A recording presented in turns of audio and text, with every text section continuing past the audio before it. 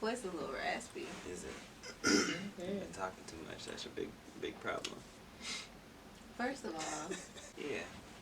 So what's up, y'all? My name's Greg. And I'm T. And we are The Westbrooks. And this is the G&T Go Get It podcast, episode 200. No, I'm just playing. Just 2. 102. 2. 102? Nah, we gonna just say 2. Yeah.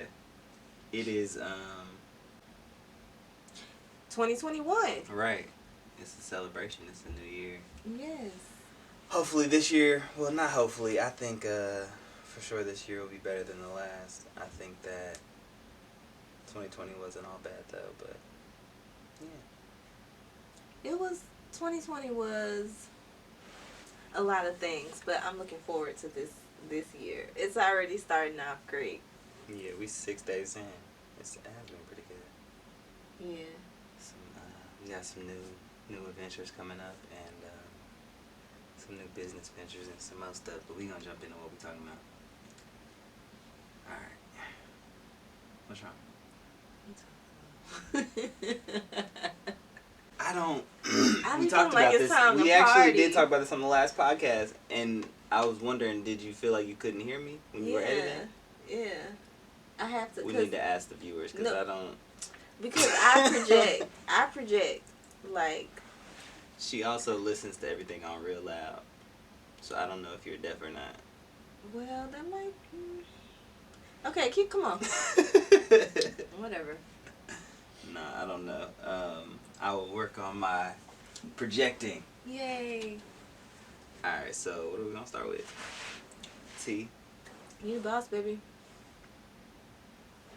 It's on Mr. Right today. Well, it's probably blurred, but I'm gonna flip it. Mm-hmm.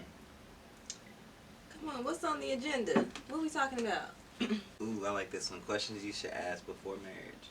Well, okay, so this topic was sparked by a conversation that we were having about couples being in quarantine and not being able to get along or wanting to like break up. So the conversation was about, when you're in the dating stage, you're supposed to be getting to know this person that you're going to be committed to. And a lot of people don't. I don't know what people are doing. I don't know what people are doing right now, but they're not getting to know each other. And they're definitely not asking the right questions. So, yeah, I think that it would be great to talk about, like, what questions you should be asking. And I'm starting to think about what we discussed when we first started dating. Yeah, I was going to say, this conversation has been a topic in our relationship since the beginning. Mm-hmm. And I know that we talked about this because we used to talk about the interview process, but I know you hate that. Go ahead. She hates that terminology, but it's an interview. I'm interviewing you for the wife position. I mean, that's really what it was. I didn't know I was getting interviewed. I don't really know. But I ace interviews. You know what I'm talking about? Yeah.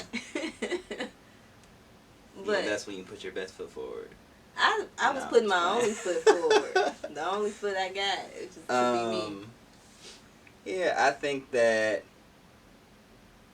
for me, I base it all in, and this is from a man's perspective, but like, do I want this woman to raise my child, right? Why is that the first thing? Because people out here getting knocked up.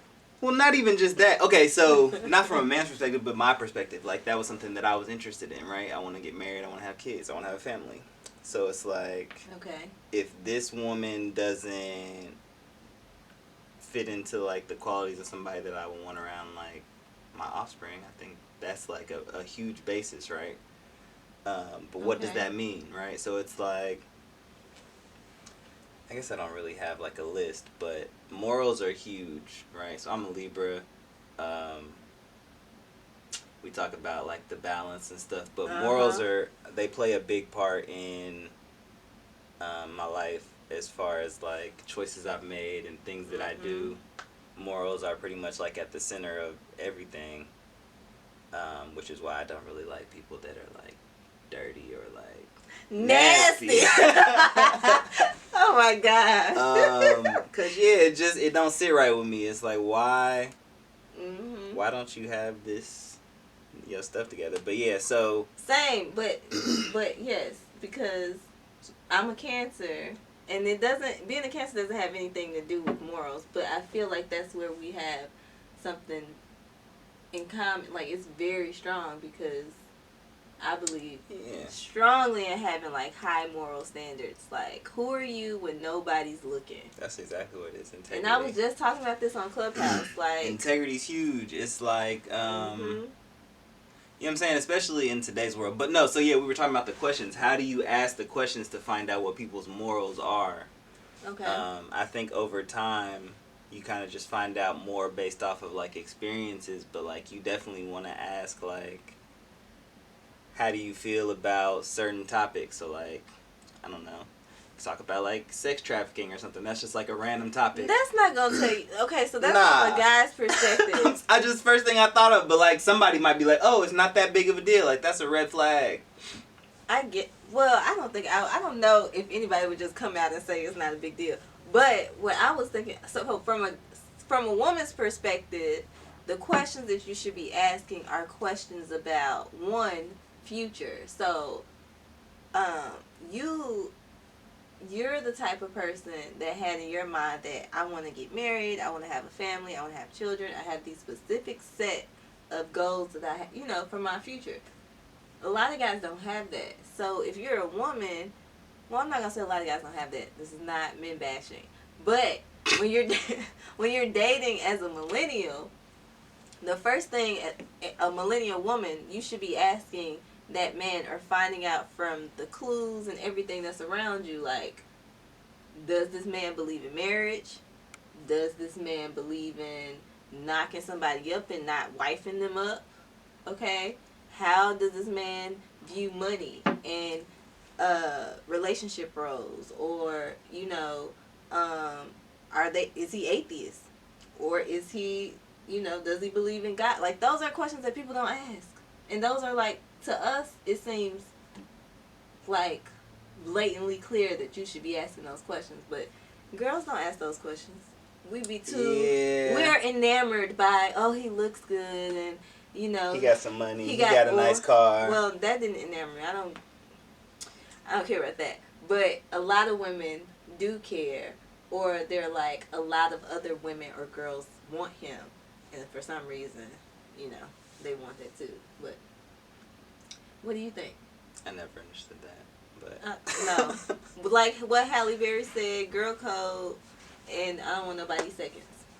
Oh, yeah, I guess. Yeah. That's how I feel, but I'm not a woman. Halle Berry said she doesn't believe in going after her friends' exes. That's a no-no. So, yeah, same thing. But yeah.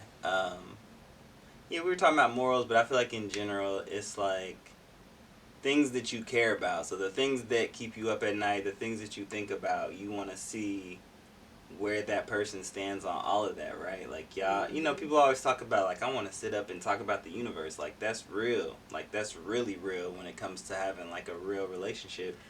Y'all need to know where the people stand on, a lot of different things. And, there could be a lot of fluff stuff out there that people talk about. Because, okay, the thing is, like, people present their best selves. Yeah, so representative. It's not just about asking the right questions, but it's also about finding out if you're compatible when you're not your best self. And so I think that you should just pay attention to red flags. I don't think it's more so about asking questions, but it's more so about paying attention and not being, like, blinded by the, I don't know,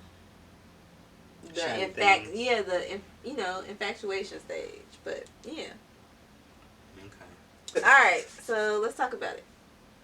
Are you a workaholic? I can be at times. What? I don't know. I just feel like something about to come my way. I feel guilty. I thought you was about to, like, bring it back around. Like, are you a workaholic? Hell yeah, you're a workaholic. Oh, okay. Not bad. Yeah, I think that, well, like, so we have a unique situation when it comes to like a workaholic type relationship because we work together. So like, not many people work together. Like I thought about like my folks, they worked at the same company, but like not really in the same building ever, other than Or in like, the same room. yeah. I think my dad had mentioned like one time, and they weren't really in the same Oh. thing. But yeah, like we're married and we work together. We run several businesses together. So I don't think that it's like a normal situation in that regard. Right. Um, but there is a pull on like the work life balance for us in general. Um, so Okay. yeah, Well, what do you mean by pool? because it's not all it's there is not a work life balance that is There is consistent. definitely not one. It That is is a constant struggle. it is yeah, like that was one of our New Year's resolutions to like, I hate resolutions. That was one of our goals for 2021 is to work on Mhm. um, becoming organized in that regard. So like trying to have more of a work life balance to where we focus on things, but it's like we trying to get to this bread, so I don't I'm trying to get to where well the no, money so like reside, you where know the money it's really reside, what where the people money say, right? So if reside. you work a 9 to 5, right, you can clock out at Yeah. 5 and then you go home, you hang out, whatever. That's your life balance. But if you have a business, or in our case businesses, We there's have not. never had that life since we've been dating. Think about We that. did. For like what? Oh no, because you had the business then. When? Well, no, yeah, when I we took a first met, break yeah. and like for 3 months or something. But then you were running some business stuff. So no, we never had that. I'm talking about like 2015, 2014. Oh. What you talking about? Oh, I was saying that like we've never had um a time where we weren't like we were always doing a 9 to 5, then going straight into like our side hustles. I don't remember a time where we even had that 9 to 5. Then let's relax. You know what I'm saying?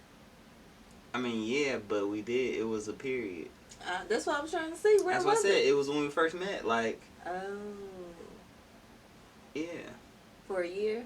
Yeah, for about a year. That's what I'm saying. But it was like, we don't really remember it because it seems so long ago. We was kicking it the first year. That's what I'm saying. Yeah. We just used to, but we were young too. That's when we was going out a lot. Um, that's another thing. Like, I mean, I like going out with you, but like the idea of like going out with your friends and all that stuff all the time. I always used to talk about like how dudes would just be like going out to chase girls. So it's like I got a girl. I don't know. I don't know where we was going with that. I was gonna say, Nah, I'm I'm glad trying to you like remember what going we out was with talking me. about. We was kicking it. No, we was talking about. Oh, you talking about work-life balance, being right. a workaholic. So okay, here's the thing. I'm a workaholic. I'm raising my hand. That's me. I am guilty. I think that, like I said, I'm very ambitious, and so it's hard for me to turn it off. And so I think that it's just when you're on a the good thing is like when you're on a path together and you're both workaholics and we work together in the same businesses with the same goals, it works for us because we feed off of each other. But it is hard to have balance because we gotta have the fun time, you know. Yeah. I think that in general, it's just like I didn't get to finish this point earlier. I got distracted. And I don't know what I was thinking about. But like, you know, as 9 to 5 you clock out, but then as an entrepreneur there is no 9 to 5, right? It's like you're working maybe 12-hour days, 15-hour days, and so your life balance is sleep. You know what I'm saying? Like, Literally. but I will say that having that balance prevents like burnout and like wanting to take like longer breaks. So like, you know, sometimes we might take a break for like 3 or 4 days. Right. and not focus on any work. Um, Yeah. just to get like some sense of normalcy, because I mean, as a human, you can't just go all the time. Right. It's not really possible. That's how folks get, like I said, burnout, and they give up and go do something else, go work for the man, or you know. You want to talk about this group chat? Oh my It's been too gosh. long. Nah, I mean, I was trying to remember exactly what happened. okay, so there was this group chat, and Oh, okay, yeah, go ahead. that's all I had to say for you to remember. Nah, because I had been thinking about it before that. There was this group chat of these Caucasian women, and well, white women, women of not color. I don't know what's of women. You know that is yeah, like I'm tired of the white black. I don't know. It was women that were not women of color, and they had this group chat, and they were discussing how, basically, black men don't have any self-worth or value. I think, There but was, okay, yeah. so they were discussing that the conversation came up, the girl was like, I could call a black guy over at 2 a.m. and he'll come running, and if I call a white guy over, then he'll be like, hell nah. And then it went into this whole discussion about how black men, they fawn over white women. They think that white women are the, I don't know, God's gift to earth, and they can pretty much do whatever they want to black men because black men don't have any self-worth. And so we were talking about that. So, kind of a weird conversation, but not entirely wrong. The delivery was like awful, and who it came from is not who you want to hear it from. But um, because of the society we live in, there is a strong pull for all races to fawn over white women, right? It's like the normalcy of America. And so, um, I grew up around mostly white. I feel like it was like maybe like 10-15% in my high school of like black to white. Mm-hmm. And well, I was telling you this the other day. Like I got a chance to go to Africa when I was like 10. Right. And I saw like black women like, and I was just like amazed, right? But a lot of times, it's not made a point like to love yourself or to love people that look like you, right? Right. But my parents that's made not what we my see. parents made a point of it, right? So I got 3 brothers. We all went to HBCUs.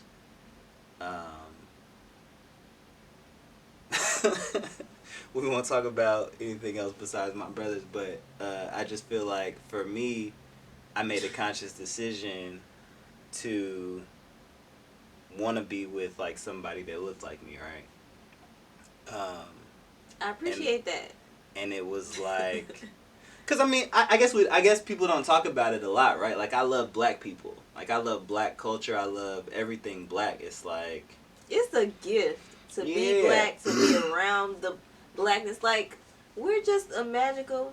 I was about to cuss. We're a magical group of people. Right. We're working on this not cussing thing. So because of that, I made a conscious decision to be with a black woman, right? So I've only dated black girls for even before you, going back to as soon as I got to college. Mm-hmm. So that's damn near 15 years ago. But I say that all to say, show, boy. I have friends, I have people that I grew up with that are black that only date white women.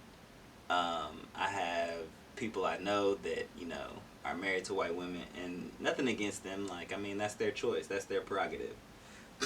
But I will say that society played a huge role in them making that decision, right? We can't, like, schmooze over that, right? Because if we lived in Africa, for instance, you wouldn't have the opportunity, or if we lived in whatever. And so we had been watching this video the other day of somebody on the internet, and they were talking about how men in general go after women that are not like them, or have something different to offer them, right? Like men are naturally like hunters and gatherers, right? So it's like we're always looking for, I don't know, the next thing or Looking for something. I don't know. I think was it the conversation about like there are men who want women who are docile, and then there are men who want women who are intelligent or can challenge That is a them. conversation. No, I was talking about the men wanting women that don't look like them, so like dating light skin or white women, or white men dating dark Okay, skinned so black women, and like the opposite type thing. right, because I mean there are a bunch of things out there, people not wanting their child to be too dark or whatever that means, or it's stupid.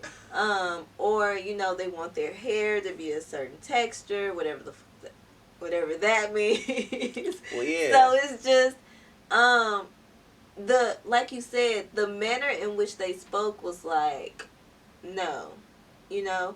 But when it comes to the topic of self-worth as black people, um, black women and men, we need to really do some reevaluation and soul searching on what we value. You know? Well, because okay, so it's like in the same breath, like black women get treated like shh a lot of time by black men. Yeah. But then you go find the most unattractive white woman, and now you bowing down. It's like, what the hell? Like the black woman you just left was like brilliant. I mean, it's the famous Kanye West Gold Digger line. We won't talk about that, but I think that I heard they was breaking up. I don't want to talk about that. But yeah, I don't. I think that like society plays such a big role, in my opinion. Like people don't realize how indoctrinated like that concept is, right? Of like white is right and all this type of stuff. Like everything you've learned in school is painted from a certain picture. Mm-hmm. So you have to consciously like look outside of that to see, what the real things are. And so a lot of times, even if you take all that stuff out and it's like,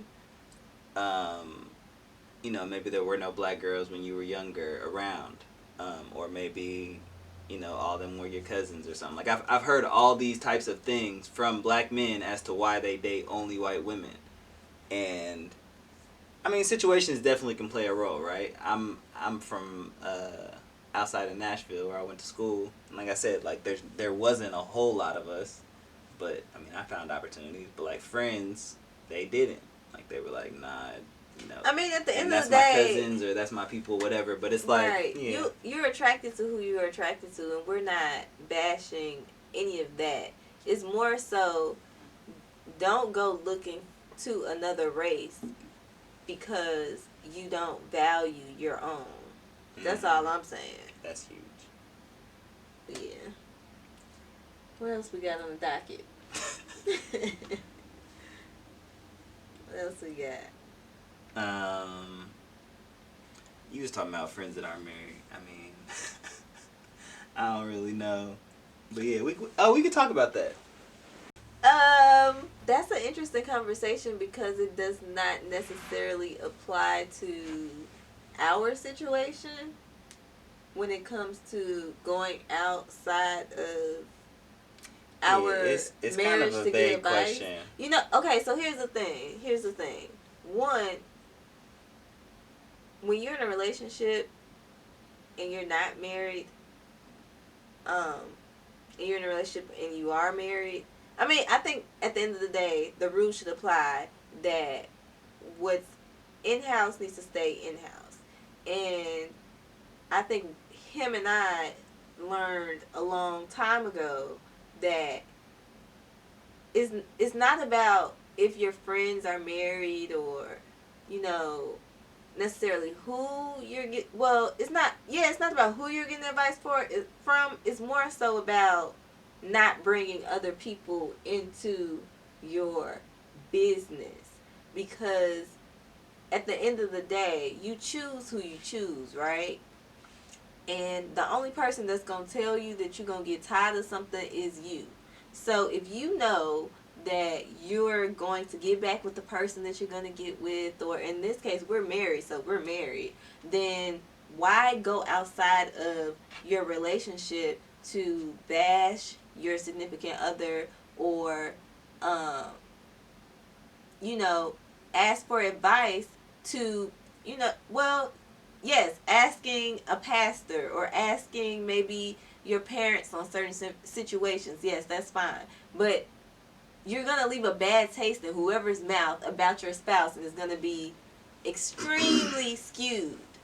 Like, it's going to be so skewed. Well, no, I think you know that's what I'm saying? well, that's a huge point. I think that everyone's guilty of that, especially like It's like one-sided. yeah, you. So this is the thing that I was gonna say when you were talking about like talking outside the marriage. Like a lot of times people will say things generally, right? So it's not like this situation happened to me. They might say hypothetically. They might say Not on this situation Clubhouse. happened to such On and such. Clubhouse, I heard I'm in a bad relationship. I'm in a relationship, and we both know that it's ended, and we ain't said nothing. That's not marriage, though. Well, I don't know if they was married or not. No, they said they've been together for 9 years. Never mind. Yeah, well, no, yeah. If you in a relationship, I don't.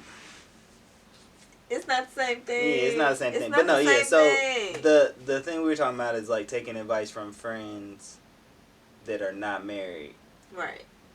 and so I think that. Well, first of all, like if people are divorced, that could be another thing.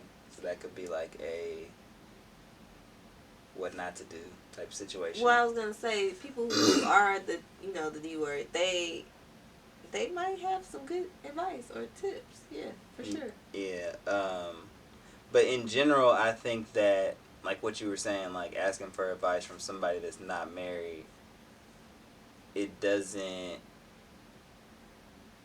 Even if you were gonna share your business, I feel like that's the person that would not understand your situation. So it's like talking to a little kid almost. Like, hey, little kid, what you think about this? Not that they are, not an adult and you can't talk to them as a person, but they are inexperienced in the avenue of what you're talking about. Right. Especially if they've never been married, because it's like it's a foreign concept to them. Yeah, so I think that is like a no-no in that regard. Right. No, I agree.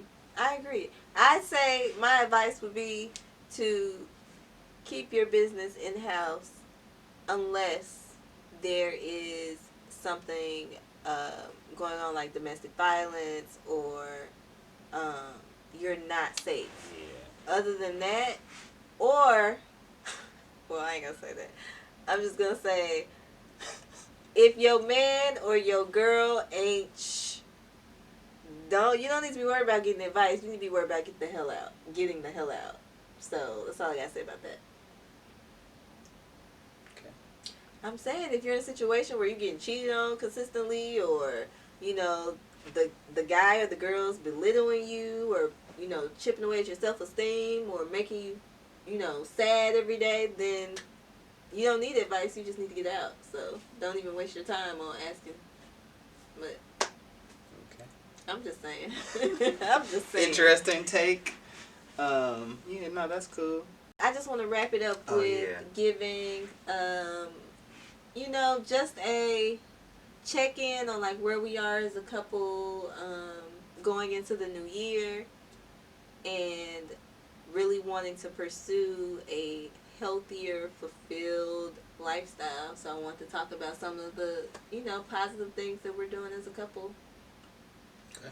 So right now we're in the month of January, so we're doing this challenge, and we have a couple of things on it, but one of the things a few things that I want to touch on was, one, we are not consuming as much social media, basically we said content. So we are content creators. So, and that goes for like creatives or anybody, like if you're building something and you're always consuming um, whether that's watching TV or on YouTube or on Instagram or Clubhouse, and you're not really uh, spending your energy or time in a way that is going to help you grow as a person or build a business or, accomplish your goals, then what are you really doing with your life?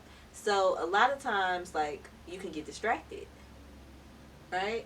From, for me, I'll be like, I'm taking a break. And then I'll be on YouTube for like a couple of hours. And I'm like, now I got to catch up with work. So we're just like focusing on removing distractions as a couple. What else are we doing? We're like reading. We have a reading list that we're working on, and we're trying to like chip through. What else? Why are you just looking at me like that? Cause you were doing good. I was just going with it. You trying to? I have great memory, so I'm trying to remember all the stuff on the list, and you just leaving me out to dry. Nah, you was doing a good job, baby. What else? What is? This is her challenge, so I was trying to remember what else. Oh, it's my challenge. You But see how I'm doing it though. Is it working for you? Nah, I'm just kidding. No, it definitely has helped. I feel like constantly consuming content. Because, I mean, sheesh, we've been in the house for... Oh, my gosh. 9 months. And so it's like, even before the pandemic, like, I was telling somebody, I've watched more TV in these 9 months than I have in my whole life. And it's like... I don't even like TV. We've been through Netflix and back, HBO Max and back, Disney Plus, but YouTube. Yeah, there's always gonna be tons of things out there, and I think the biggest thing is like detoxing, right? It's almost like the same as if you were doing some hard drugs or something. Like, you gotta get that stuff out of your system so that your body can take a breath. Breathe again. Yeah. I don't know why I do so much singing, because I can't. I mean, it's only been like about a week since we stopped doing that and stopped consuming as much TV and replacing it and replaced it with reading. Because it's crazy. Like, I feel like I've had goals in the past to read books, and I don't really accomplish them. And I feel like I spend a lot of my free time strolling on social media or, like, doing things like that. And it's like, before you know it, time has gone 30 by. minutes, an hour. And now you're like... And it's so easy. Dang, I got nothing to show for this, right? So, like, the number one commodity for humans is time. And it's like, if you spend your time not doing things that are going to help you get to the next level, then you will still be in the same place. Exactly. And so 2021, I'm trying to get, 26 books this year. Yes. So that's every 2 weeks. But, yeah. I've already knocked out, one. That don't count. What, Make It Rain? Yeah, you listened to the last chapter this week? Last week, this week I did. Well, I you finished started that book in March of 2020. You see how. Come on, you not finna get that off. You not finna say that you read this book this year. You see how you do. Okay, so if a book is 300 pages, right, and you read the entire book. That's not true. Except for the last 50 pages. I had 3 hours left in the book. 3 hours. That's half the book. See, you know what I'm saying? Well, she gets half a book. So what I'm gonna say is, you get half a book. As a partner, motivate. Right. Don't hate. Compete. That's what I'm talking about. Nah, right. But I'm saying compete for something that's good, right? Okay, so right now, whoever's brain's gonna swell and explode. No, I'm just playing. What? I'm saying I'm getting this knowledge. Okay, all right, I got you. Okay, we're gonna see. We're gonna let y'all know who gonna win this 26 books. Anyways, so goals, right? Setting goals for 2021, getting this bread, and then leaving. But nah, for real. Elite. Elite. Oh, my bad. You a hater. I lost my train of thought. Yeah, just set some goals that are specific, measurable, attainable, realistic, and timely. Bam. Smart goals. Really? They might not know. It's a smart goal. We could just put it across the screen. That would have been cool. I am. It's gonna be right here. Smart goal. Okay, now we're just bantering. So, yes, set goals as a couple. Be great in 2021. Write that down, and we're gonna see y'all on the next episode of the G&T Go Get It podcast. G&T signing out.